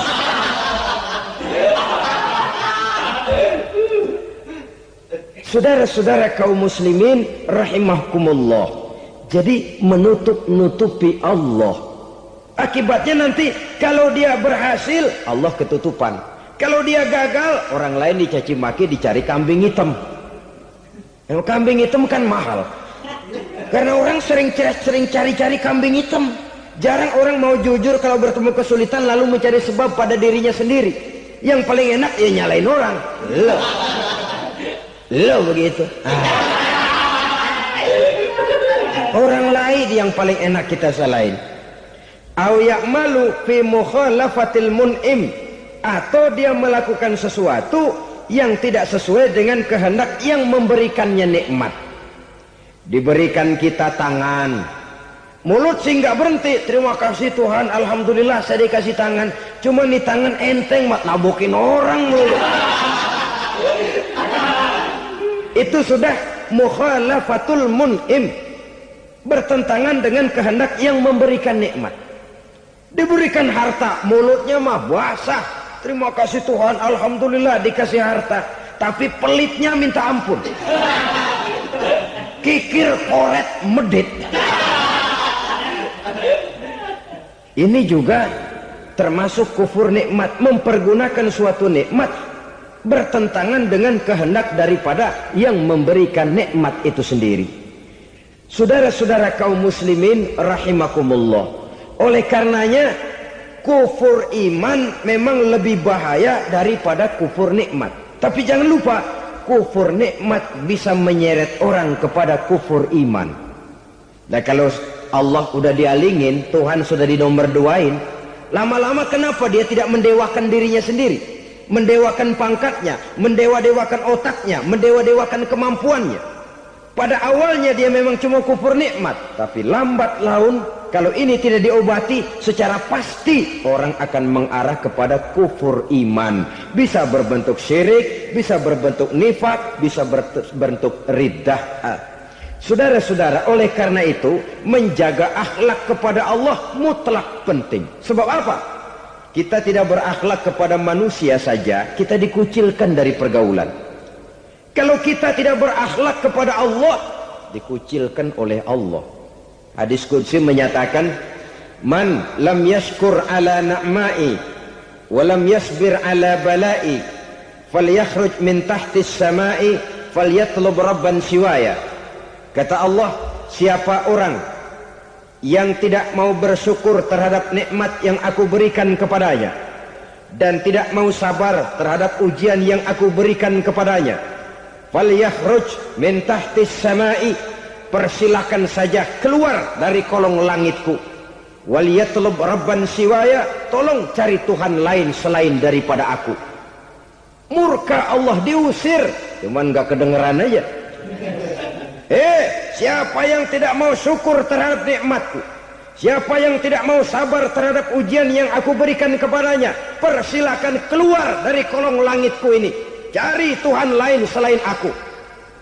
Nah, langit Tuhan yang punya, Tuhan kita lawan, diusir dari kolong langit, mau pindah ke kolong mana?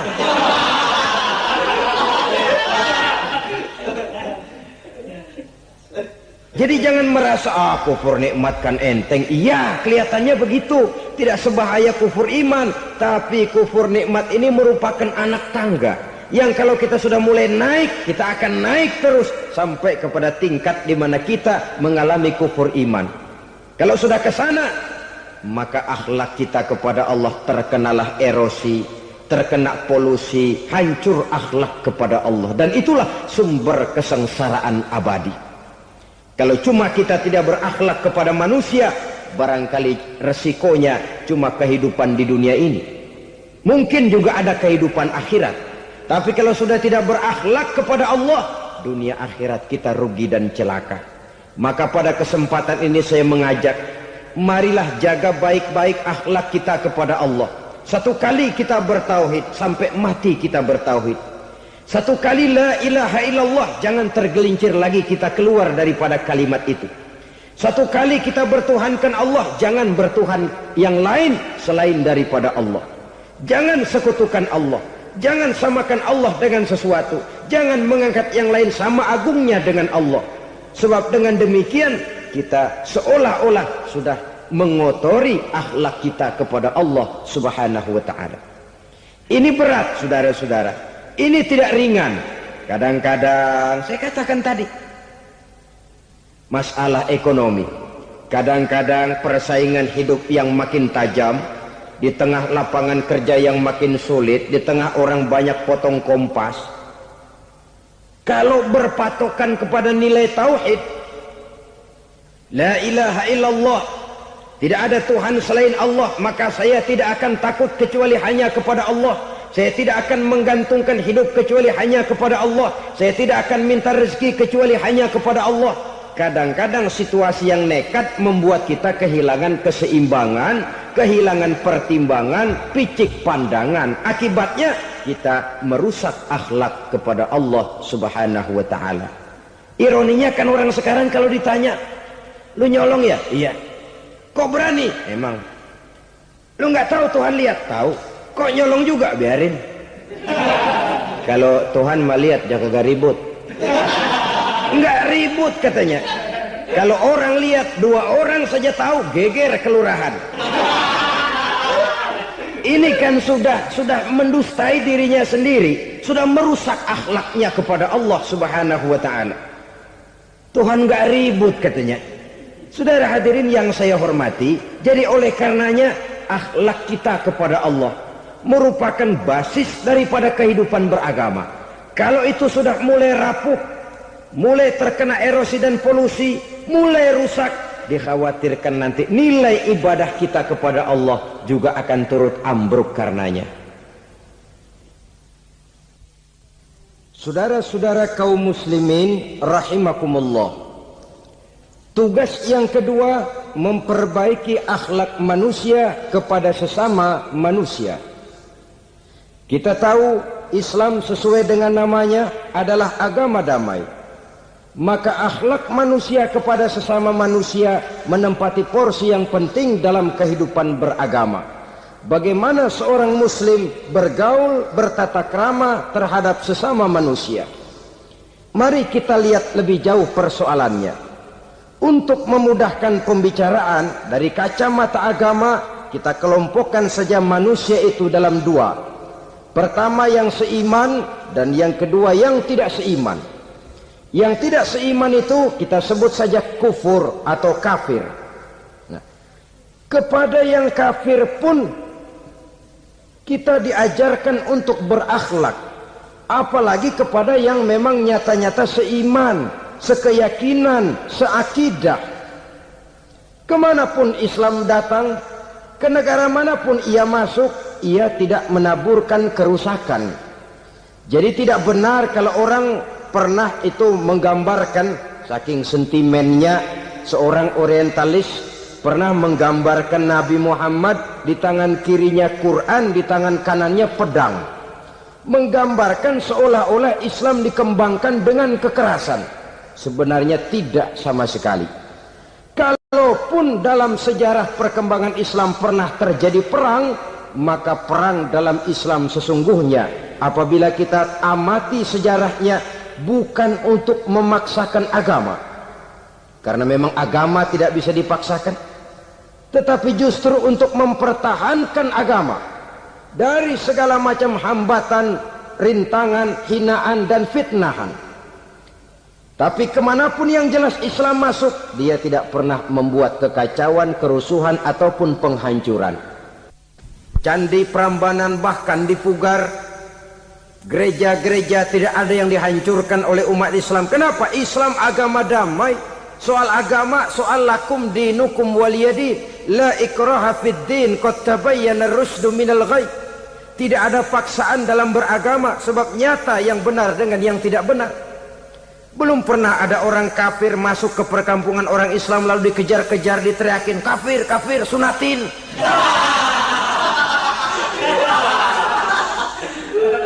Belum pernah. Kenapa? Islam menghormati orang lain agama. Nah, yang kafir ini macam-macam saudara. Ada kafir harbi. Nah, ini kafir kerok. Ini kafir yang nyata-nyata memproklamirkan permusuhan kepada umat Islam. Nyata-nyata mengganggu ketenangan umat Islam, kafir yang seperti ini yang boleh diperangi. Misalnya kita mau sembahyang Jumat dijagain, nggak boleh sembahyang Jumat, getok palanya. Kafir harbi artinya tantangan perang datang dari mereka, bukan kita yang mulai, mereka yang buka front.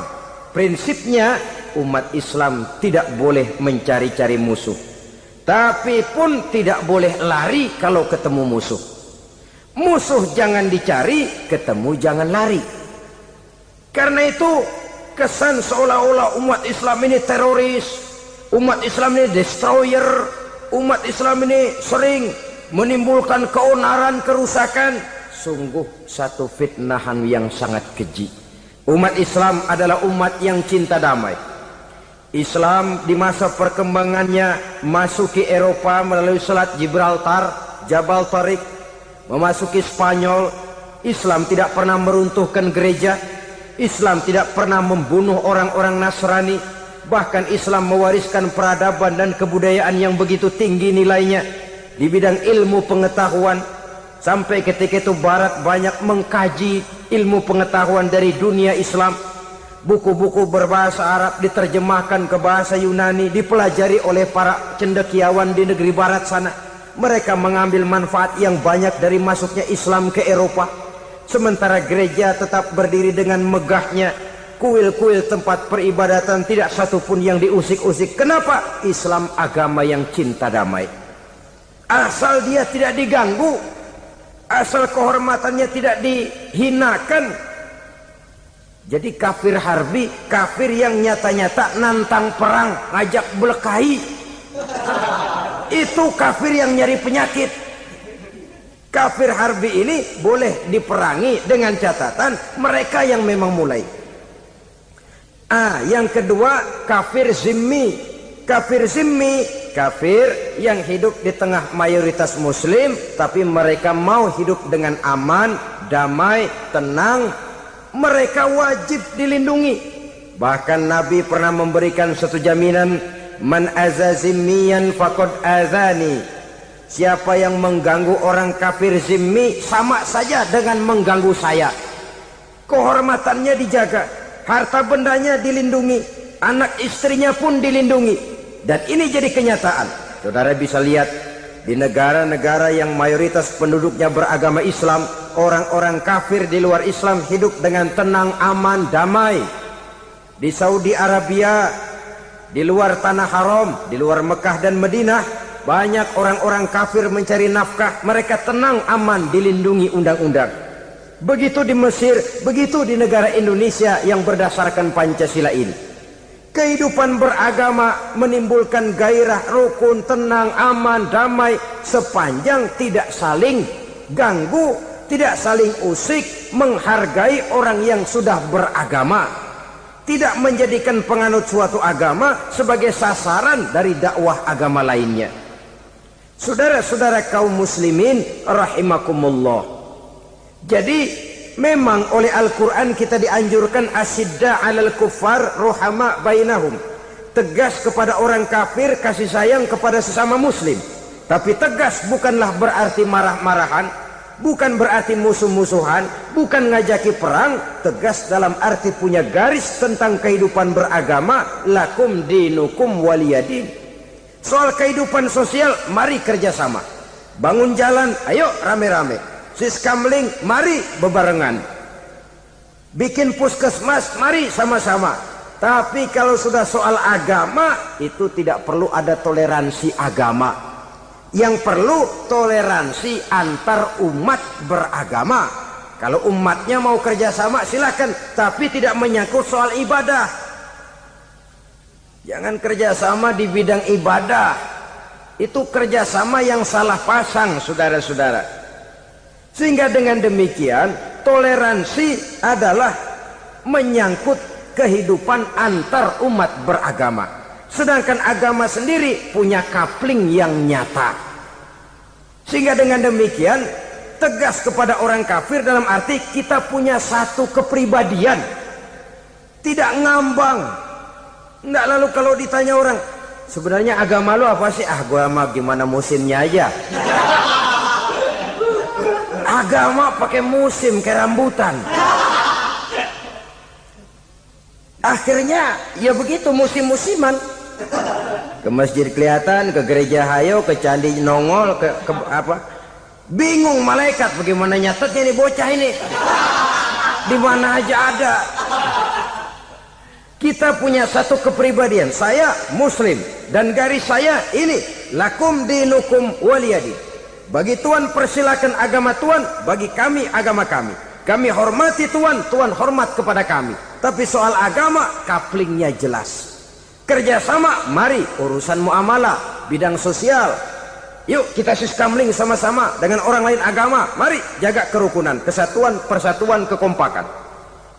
Perbaiki jalan yang rusak, mari sama-sama. Mendandani jembatan yang runtuh, mari sama-sama.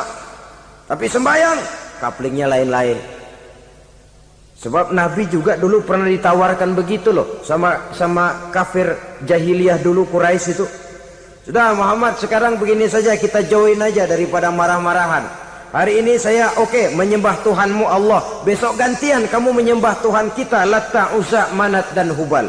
Turun, qul ya ayyuhal kafirun la a'budu ma ta'budun. Soal ibadah kaplingnya jelas, tidak boleh dicampur adukkan. Sebab kalau tidak, kita akan mulai kehilangan identitas diri, dan disitulah krisis kehidupan keyakinan beragama dimulai. Dari krisis identitas. Hujan gede kan mulainya gerimis dulu. Di mana-mana ya gerimis dulu. Gerimis makin lama makin gede. Kita akan mulai dengan kehilangan identitas diri. Dari sana nanti kita malu mengakui keislaman kita. Kalau orang Islam malu mengakui keislamannya, ini kan ironi, menyedihkan. Ngakui Islamnya saja malu. Menonjolkan keislamannya malu, tidak ada rasa bangga beragama. Padahal ini modal dasar. Hanyalah dengan rasa bangga beragama kita lalu konsekuen. Bukan bangga yang tidak konsekuen. Wah, pokoknya kan gua kan Islam, agama yang paling benar. Tapi hidupnya sendiri jauh dari tuntunan Islam. Itu bangga yang tidak beralasan, bangga yang tidak perlu dibanggakan sebenarnya. Kebanggaan yang membuat kita konsekuen dan dekat dengan kehidupan beragama. Jadi dengan demikian saudara-saudara, kepada non-muslim kita juga harus berakhlak. Bukankah ini sudah dicontohkan oleh Rasul? Bagaimana beliau disambiti orang di Taif, yang menyambiti malah didoakan. Bagaimana Suraqah mau membunuh beliau, malah Suraqah didoakan. Bagaimana Abu Jahal dan Abu Lahab saking mangkalnya. Ini Abu Jahal pernah gali lubang di kamarnya sendiri, di depan tempat tidurnya. Setelah dia gali lubang, ditutupin pakai keraras korma. Lalu dia tarik selimut, belagak meriang. Dia pesan pesuruhnya, bilangin Muhammad encangnya meriang. Pamannya sakit, minta ditengokin. Nabi dengan segala husnuzonnya berangkat nengokin. Abu Jahal dari balik selimut ngintip. Itu dia Muhammad, itu dia tuh. Dia tuh, masuk Dani, masuk. Mulai di jalan, senang Abu Jahal. Terus dah. Begitu ke pelosok, masuk ke lubang, gue pendem terus dah. Memang niatnya mau mencelakakan Nabi. Sudah tinggal beberapa langkah lagi Nabi akan berjalan ke arah lubang itu, malaikat Jibril ngasih tahu, Muhammad, Abu Jahal pamanmu cuma pura-pura sakit. Di depan tempat tidur itu ada lubang sudah dia gali untuk menjerumuskan kamu. Sudah balik pulang. Balik badan Nabi. Sudah hampir mau melangkah, kakinya malah muter pulang. Abu Jahal yang ngelihat Nabi sudah hampir jatuh nggak jadi, balik pulang, lupa kalau lagi sakit. Udah Muhammad buruan sini. Nabi ke pintu, dia kejar, dia lupa sama lubang yang dia gali. Begitu dia kejar, dia yang ke pelosok masuk ke dalamnya. Sejak saat itu ada pepatah, man hafara hufratan waqa'a fiha. Siapa yang suka nggali lubang, dia sendiri bakal terpelosok ke dalamnya. Jatuh dia ke lubang yang dia gali. Padahal ya paling banter 2 atau 3 meter paling dalam. Dari dalam lubang itu dia teriak-teriak, Muhammad, tolongin, pamanmu kecebur. Kasih tahu Muhammad, kasih tahu. Kasih tahu, datang lagi lah pesuruhnya. Muhammad, paman mau Abu Jahal kecebur, minta tolong diangkatin. Sudah diulur tambang, habis sambung lagi, nggak bisa sampai. Masa iya, cuma kamu yang bisa nolong. Apa yang dilakukan Nabi? Balik mau nolongin. Akhlak. Kita kalau ada orang gali lubang buat nyeburin kita, dia sendiri yang kecebur. Gorok gua kagak lemin loh. Mati sekalian dah. Nabi mah enggak, balik nolongin tuh Abu Jahal. Kenapa paman kecebur? Iya Muhammad, tolong, tambang udah diulur-ulur, sambung-sambung nggak sampai. Aduh kasihan paman, nih pegang tangan saya. Nabi cuma ulurin tangan, nyampe dipegang oleh Abu Jahal, diangkat ke atas. Nyampe atas, apa kata Abu Jahal? Tambang bergulung-gulung nggak nyampe, kamu cuma pakai tangan doang kok bisa Muhammad, hebat banget sihirmu. Mukjizat dia bilang sihir, udah ditolongin nyelak lagi, kan yang enak kita injak palanya. Orang dulu bilang mah katanya nolongin anjing kejepit, udah selesai ditolongin malah yang nolong digigit. Saudara hadirin yang saya hormati, kepada orang-orang kafir kita harus berakhlak, menghormati mereka, tidak memaksakan satu keyakinan dalam batas-batas yang ditolerir oleh agama, yaitu pada masalah-masalah sosial dan muamalah. Itu kepada non-muslim, apalagi kepada sesama muslim. Baik akhlak kepada orang tua, akhlak kepada guru, akhlak kepada jiran atau tetangga, itu semua termasuk dalam akhlak kepada sesama manusia. Akhlak kita kepada orang tua, kadang-kadang kita orang timur ini ketularan orang barat. Engkongnya dianggap CS, salaman main kedet aja, halo kong. Engkongnya bahalo dibengong. Saudara-saudara kaum muslimin rahimakumullah, akhlak yang tua kepada yang muda, akhlak yang muda kepada yang tua, kepada jiran dan tetangga, kepada sanak famili dan handai tolan, pendeknya kepada sesama muslim. Tetangga ada haknya, ada hak tetangga yang kalau kita berakhlak itu harus dipenuhi. Contoh kecil, kalau saya beli radio, itu saya dong boleh berpikir, ini radio saya beli pakai uang saya setel di rumah saya, sekeras-kerasnya ada apa sama orang lain? Radio gua, yang beli gua pakai duit gua, gue setel di rumah gue, ada urusan apa sama orang lain? Itu kalau menurut saya. Tapi tetangga sebelah saya kan bisa juga ngomong begitu. Mata gue yang ngantuk, gue tidur di rumah gue, kenapa suara radio lu masuk kemari? Ketika itulah lalu kebebasan saya nyetel radio dibatasi oleh kebebasan tetangga saya yang mau tidur. Ini sudah akhlak namanya. Umpamanya lagi ada Nabi ajarkan, iza tobakhta maraqatan fa'akthir ma'aha wa ta'ahad jiranaka. Kalau kamu masak sayur, banyakin kuahnya, bagiin tetangga kamu. Bukan bagiannya itu yang jadi soal, tapi akhlak kepada tetangga.